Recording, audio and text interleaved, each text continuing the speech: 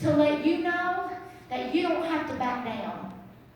Because I know there are many people in here that should not be here. Can somebody testify to that and say, I shouldn't be here tonight? Amen. I should be dead. I should be backslidden, running from God. But you can testify tonight if it had not been for the Lord. Amen. Hallelujah. But you can also lift your hand tonight and let the enemy know, I'm still here. I'm still standing.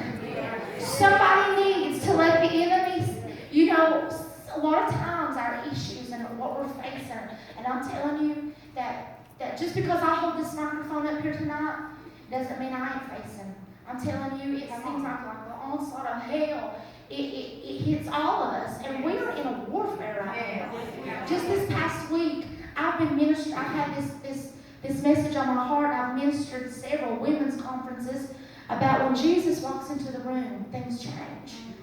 Well, in closing, and I'm getting ready to close, I'll share with you that I had to live out my word. I had to live out my faith.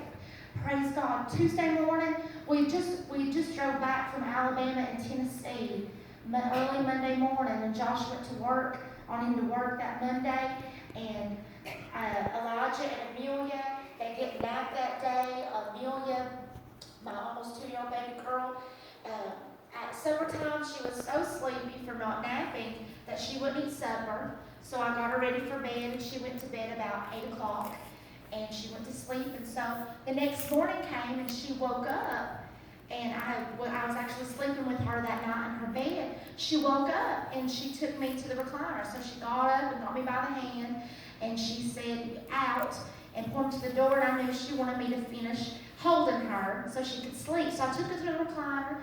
About 7:30, Elijah comes in, making noise, turning the lights on. He was, anytime that he wakes up Amelia, she hits the ground running and playing. Well, she did. And she'd been asleep since 8, and this was 7:30, so I thought, wow, she must really be sleepy. And so I got up and brought her to the couch with Elijah. And I noticed that she wasn't rousing up to him, and he was trying to wake her up. He can't stand for her to be asleep. He has to wake her up.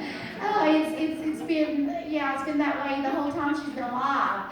And so I put her down, and I noticed like she's lethargic. Her color's gray, and her lips are gray. And I noticed immediately something's wrong. So I got a washcloth, I washed her face. She didn't really rouse up, and at that point, I laid her down on the bed, and I tried to rouse her up, and I thought, and everything's racing through your mind. Well, she was fine. What's going on? Is she alive? Is she dying? Is she having a seizure? And so in those few moments, all I know is my baby girl who's been asleep for 12 hours is lifeless. So I immediately called 911. I contact my family, Josh, and I go back in, throw my dress on, and I take her into the living room, and I lay her down on the floor. And at that point, her eyes look at me blankly, and her eyes go back in her head, and she lays on the floor lifeless. And I told the Lord, I said, Lord, all I have is you. I don't know what to do. And I began to pray, and I began to pray, and I began to speak to her, and I began to say, Amelia, wake up. Amelia, in the name of Jesus, wake up. And she wouldn't move. And I stayed calm. God gave me peace. He kept me calm so I wouldn't scare Elijah. Elijah didn't even know what was going on. I said, Elijah, come over here and sit with your sis and help me pray. And I got over her. And finally, as I commanded her in the name of Jesus to get up, I finally said, Amelia, stand up in the name of Jesus. And she opened her eyes and she stood up and got in my arms. And I praise God. I praise God. But my heart sank to my stomach because I thought she was not dead. But at that point, I didn't know if she was alive or dead. Her breathing was so shallow, I couldn't tell. And at that point, everybody starts coming, and she's alert enough to know that she's okay, but she's still lifeless. So they check her out. She's breathing. They allow us to take her to the ER, And they began to run the blood work, the vitals, everything's perfect except her sugar is low. And they started giving her fluids. And so after a couple hours of fluids, she still just laid there lifeless in my arms asleep. But at that point, I knew she was asleep. And she wasn't, she wasn't dying because she was so gray and lifeless. And so after a couple hours of being there, she began to perk up and be herself. And they weren't concerned about her sugar being low. It was 60 when she was at the hospital. But it was 60 at the hospital. And so one of our friends told Josh that his mother told him when he shared the news with her that this happened exactly with her youngest son, that his body would make too much insulin through the night, and if he had not eaten, his sugar by morning would bottom. So it would become like a lethargic state and almost like a sugar coma. And so in that moment, I had no idea. But looking at what she went through, we left the ER with no answer other than Jesus walked into the room. Because they were concerned and they had no answers. But I know that the only answer is that her sugar was bottomed.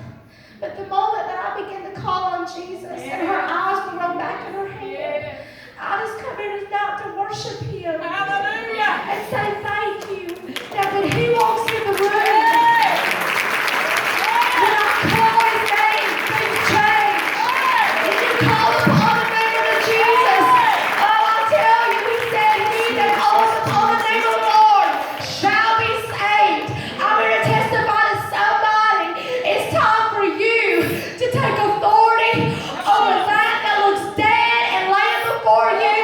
If you're going to turn around, you've got to do what you've got to do. You've got to take authority and trust God. Because when you believe, God's going to move. I'm just reminded right now, I hadn't even thought about this. We had an evangelist. That came to our church and he talked. He talked about a testimony of a woman. She got the news of her son that had been shot and killed, and they needed her to come identify his body. And she said, okay, don't do anything to that body until I get there. Don't touch it, don't do anything, just store it. And so it must have took her some hours to get there or days. So she gets to the body and she walks in, and the man pulls the son out.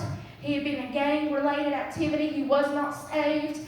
And he pulled, and she says, yes, that's my son. She identifies the body.